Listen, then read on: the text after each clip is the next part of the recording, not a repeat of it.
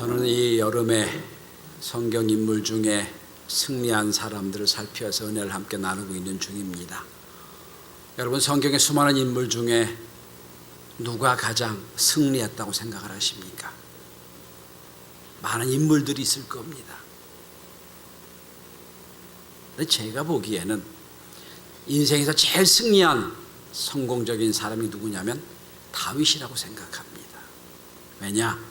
하나님이 다윗을 보고 내 마음에 합한 사람이라고 했거든요. 성경에 유일하게 내 마음에 합한 사람이라고 한 건 다윗밖에 없어요.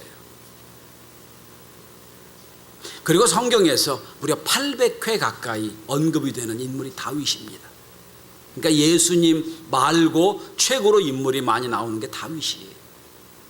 그렇다 보면 다윗이 제일 성공한 인물이라고 생각을 합니다. 몇 주 전부터 다윗의 승리의 이유가 뭘까? 승리의 비결이 뭘까?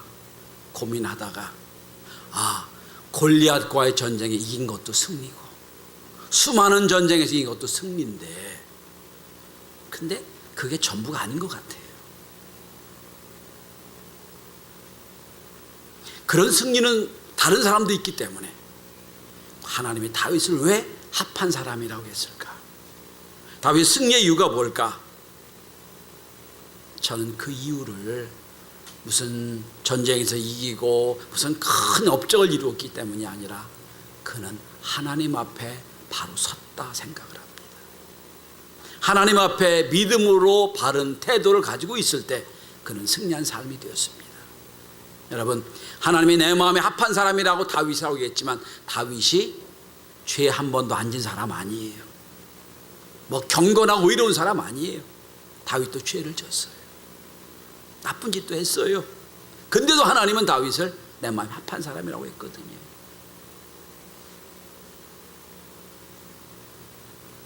그러므로 다윗의 성공은 골리앗과 싸워 이길 때도 아니고 수많은 전쟁에 승리할 때도 아니고 오늘 죄를 짓고 나서 하나님 앞에 자기를 돌아보는 하나님 앞에 선 그의 모습이 승리의 모습이라고 생각을 합니다. 저는 그래서 이번 주와 다음 주에 걸쳐서 다윗의 일생을 통하여 가장 핵심적인 가장 승리한 비결을 함께 나누며 은혜를 나누고자 합니다.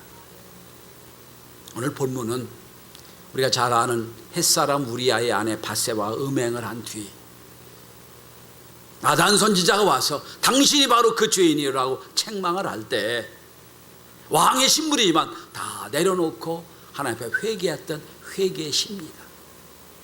시편에는 다윗의 회개의 시가 7편이 나와요. 그 중에 회개의 시의 백민을 학자들은 시편 51편으로 얘기합니다. 이 속에 다 있어요. 전 그래서 하나님이 내가 기뻐하는 사람, 내가 합한 사람이라고 하는 이유가 뭐냐면 능력이 많아서 성공해서가 아니라 바로 하나님 앞에 죄인으로서 어떻게 섰느냐 여기 있다고 생각을 합니다. 다윗의 승리 이유, 하나님이 그를 내 마음에 합한 사람이라고 말씀했던 이유가 뭘까? 첫째로 다윗은 자기 죄에 대하여 정직했습니다. 죄에 대해 정직한 것, 이게 다윗의 하나님이 사랑받은 이유입니다. 다윗이 나단 선지자가 와서 죄를 책망합니다. 책망을 할 때 그 책망을 받고 오늘 회개는 첫째는 그는 하나님의 관계에서 회개합니다.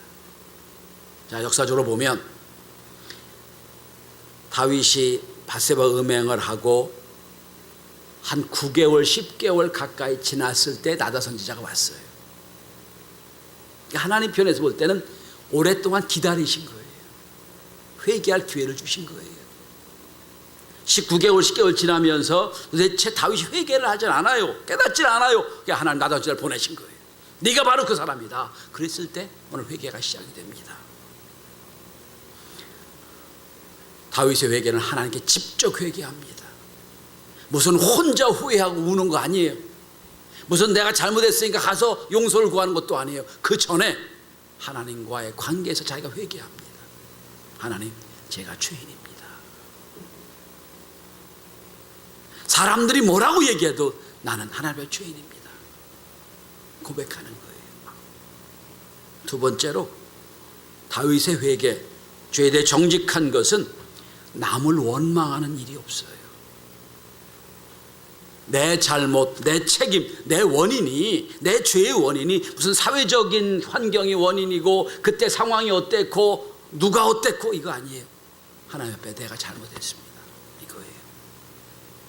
역사적 구약의 전승에 의하면 사실 다윗이 음행한 죄보다는 밧세바의 음행을 더 나쁘게 평가합니다.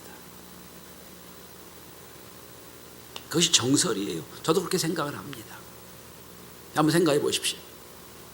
자기 남편이 장군이 됐는데 전쟁의 최전방에 나가 싸우고 있어요. 그럼 부인이 어떻게 해야 됩니까? 부인이 적어도 정결하게 살아야지. 남편이 죽을 무릅쓰고 전쟁을 하고 있는데 집에서 고요히 있든지, 더 좋다면 성전에 가서 하나님께 전쟁을 위해 기도하든지 해야 될 거 아니겠어요? 그런데 역사적으로 보면 다윗의 왕국은 맨 언덕 위에 있습니다. 그 아래쪽에 우리아의 집이 있어요. 한참 전쟁 중입니다. 근데 백주 대낮에 여자가 목욕을 합니다. 보란 듯 목욕하는 거예요. 그러니 어떻게 보면 다윗도 나쁘지만 의도적으로 유혹한 밧세바는 더 나쁘다고 볼 수 있지요. 그게 구약의 전승입니다.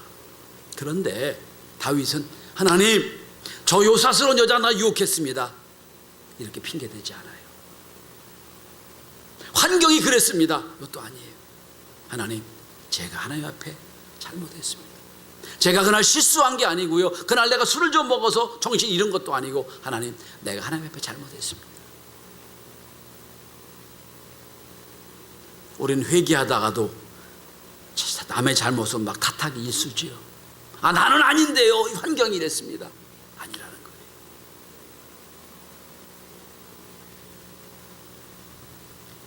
최근에 잘 나가던 정치인이 비서와 문제를 일으키고 되어지는 그 과정을 보며 저는 이 다윗과의 오버랩이 됩니다. 어떤 핑계도 되지 않아요. 여러분 생각해 보십시오. 한나라의 왕입니다. 왕이 자기가 가장 총애하고 자기를 위하여 군인으로 싸웠던 장군을 죽이게 하고 그 부인을 내가 음행을 했다, 이게 소문이 나면 왕의 권위는 싹 없어질 겁니다. 숨기고 싶었을 거예요. 그런데 그는 아무 관계가 없어요. 하나님, 누가 뭐라고 해도 저는 하나님 앞에 잘못했습니다.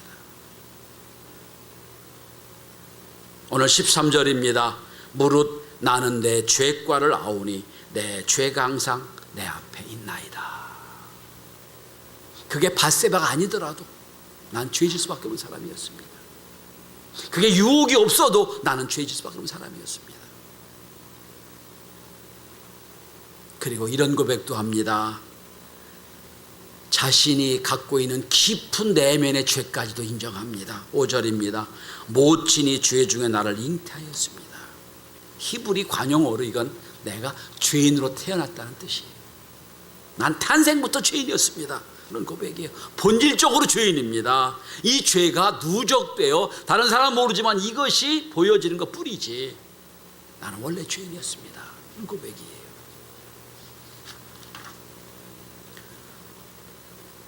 오늘 하나님은 죄에 정직할 때 하나님 다윗의 은혜로 보아주십니다. 오늘 우리 시대의 문제가 뭘까요? 정직을 잃어버렸어요. 하나님의 정직도 잃어버리고 사람의 정직도 잃어버렸어요. 여기서 문제가 되는 거예요.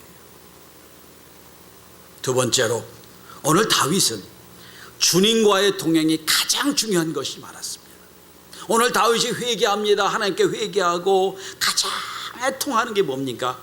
오늘 본문의 11절이에요. 나를 주 앞에서 쫓아내지 마시고 주의 성령을 내게서 거두지 마옵소서. 제일 안타깝게 애달프게 하는 게 이거예요. 성도 여러분, 인생길에서 중요한 게 뭘까요? 돈을 많이 벌어 행복하고 여유 있게 사는 거 중요해요. 건강한 거 중요해요. 높은 자리에 올라가고 명예도 있는 것도 중요해요.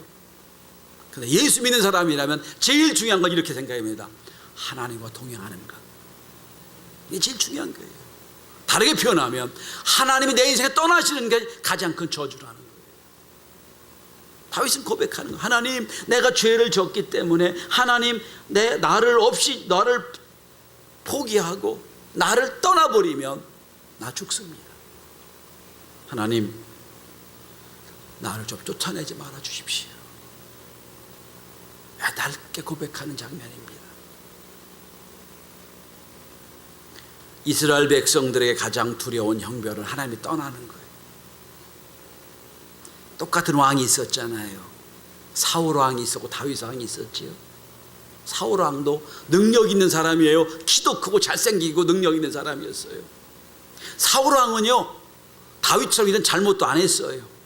어떤 죄도 안 졌어요. 유일한 죄는 하나님을 떠나게 한 죄를 진 거예요. 예배 실수에 실패했어요. 하나님이 떠나셨어요. 그래서 다윗은 망했어요. 그런데 다윗은 사울왕처럼 건강하게 온전치도 못했어요.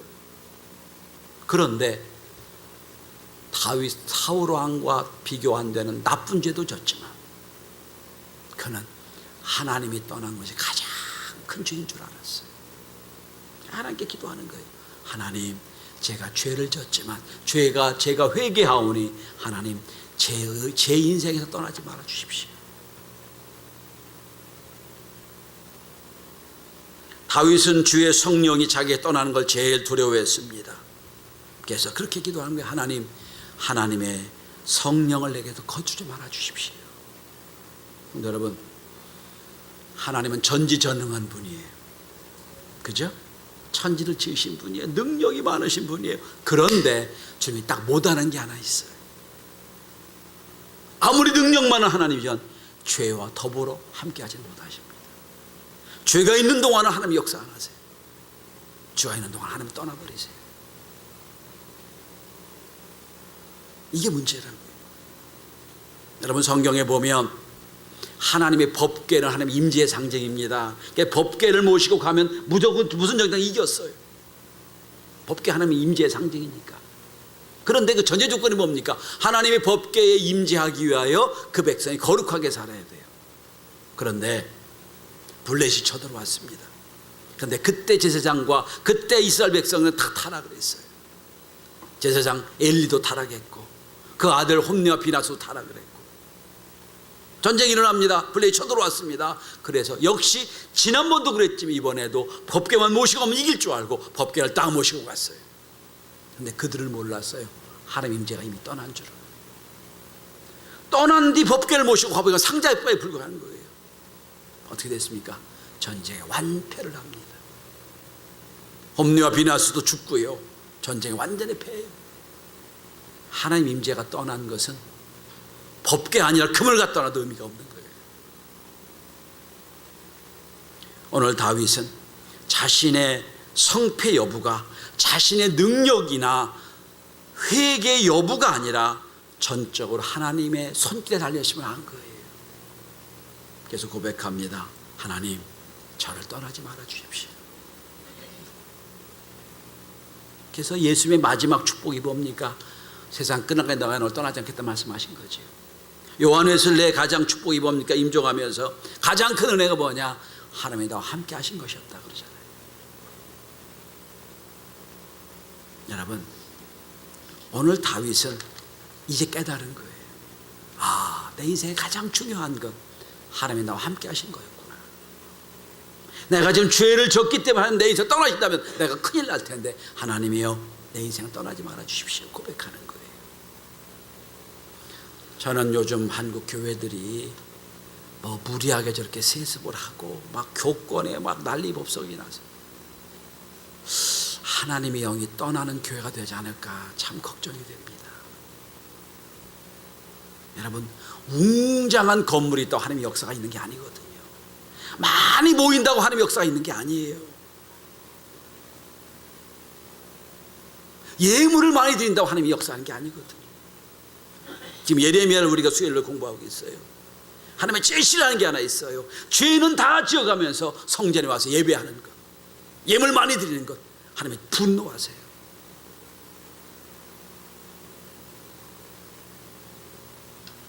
여러분, 다시 오늘 11절 다시 한번 주목해서 보시기 바랍니다. 나를 주 앞에서 쫓아내지 마시고 주의 성령을 내게서 거두지 마소서. 다윗은 하나님의 영이 임할 때, 소년이었을 때, 골리앗 엄청난 군인이 왔을 때, 모든 군인이 다 도망갔을 때도 당당하게 나갔어요. 주의 영이 있으니까, 하나님 함께 하셨으니까 두려울 게 없었어요. 사울왕이 막 쫓아다니며 죽이려고 해도, 도망다녀도 그는 당당했어요. 하나님의 영이 함께 했으니까. 수많은 전쟁에서 하나님이 함께 했으니까 이겼습니다. 그런데 이제 자기를 보니 죄 짓고 회개하지 않으면 하나님의 영이 떠난 거거든요. 그걸 아파하는 거예요. 그래서 하나님께 기도합니다.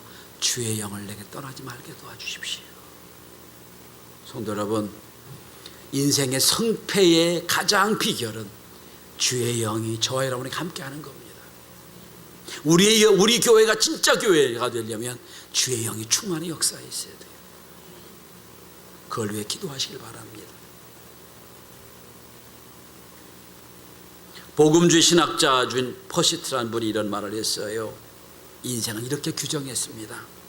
인생의 목적은 자유를 발견하는 게 있는 게 아니라 주인을 찾는 데 있다. 우리 인생의 주인이 누구예요? 하나님이시죠. 하나님 내 인생이 떠나면 나는 아무것도 아닌 거예요. 세 번째입니다. 오늘 다윗이 회개합니다. 그러면서 하나님께 기도합니다. 8절입니다. 다윗의 승리의 이유 세 번째는 그는 주에 대한 대가를 담담히 받아들입니다. 오늘 본문의 8절을 함께 같이 읽어보도록 하십시다.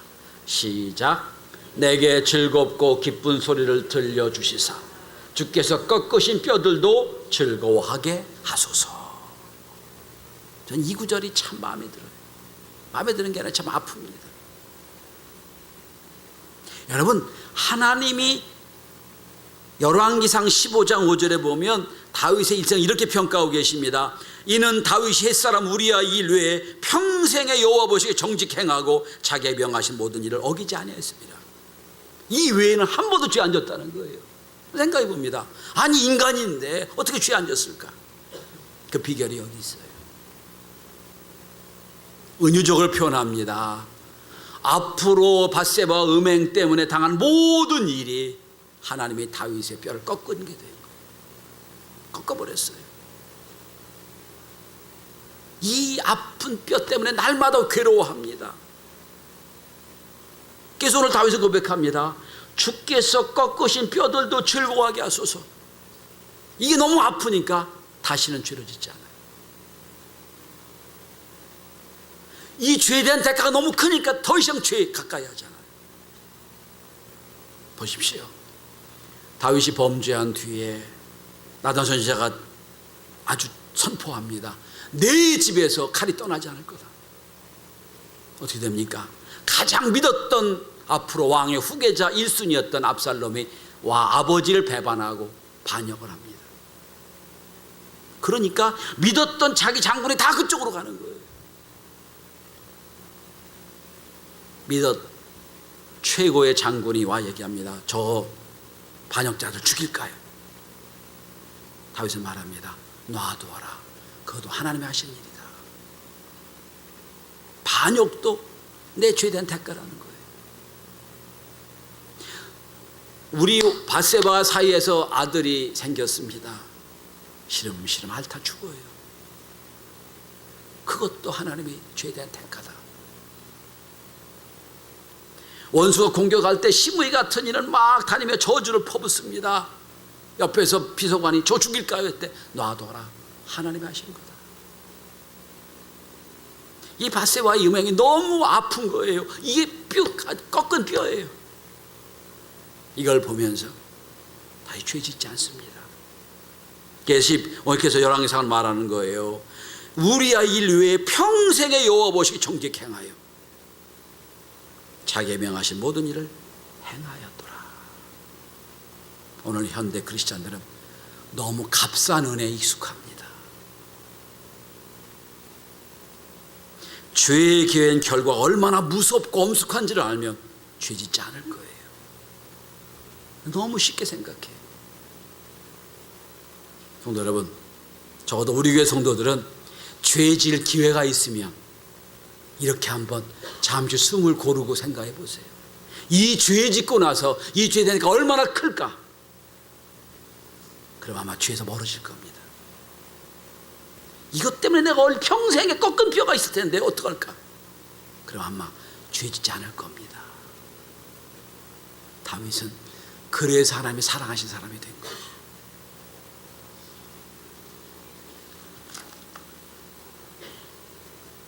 다시 한번 본문을 9절 8절 한번 보십시오.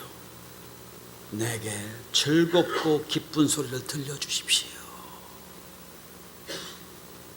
무슨 기쁜 좋은 소식이겠어요? 내가 네 죄를 용서했다. 내가 네 죄를 용서하고 다시는 기억하지 않겠다. 이것이 가장 기쁜 소식이에요. 그런데 기쁜 소식은 기쁜 소식이고 꺾은 뼈가 있다는 거예요.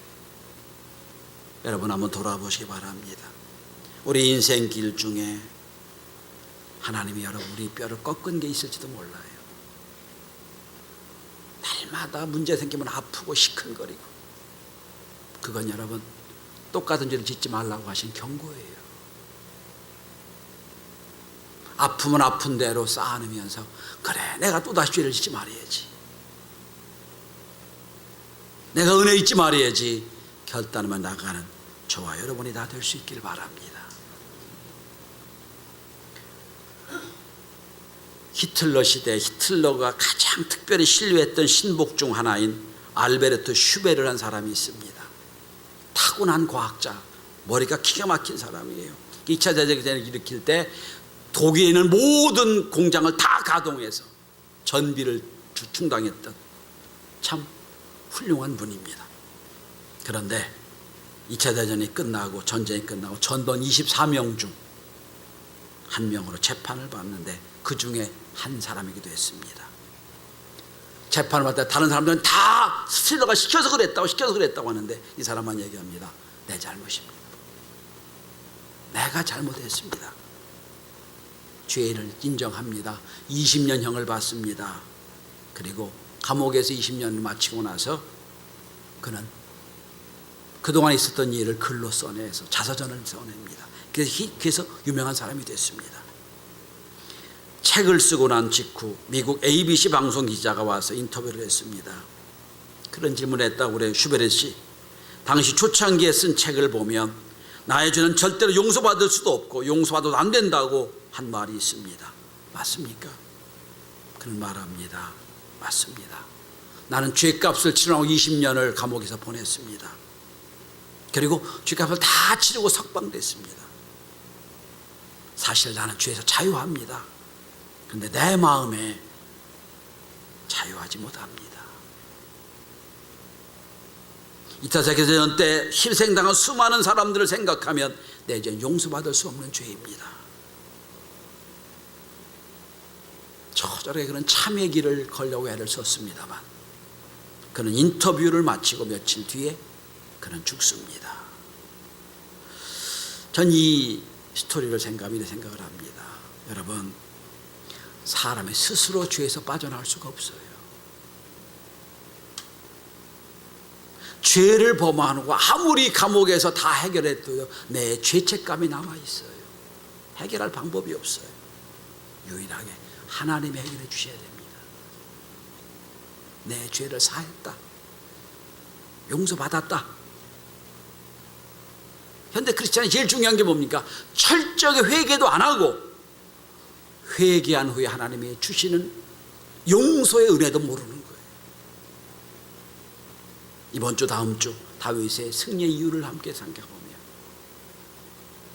우리 인생에서 꺾은 뼈를 기억하며 진정으로 회개하고 주 앞에 기쁨으로 나아가는 저와 여러분이 될 수 있기를 주의 이름으로 축원합니다. 기도합니다.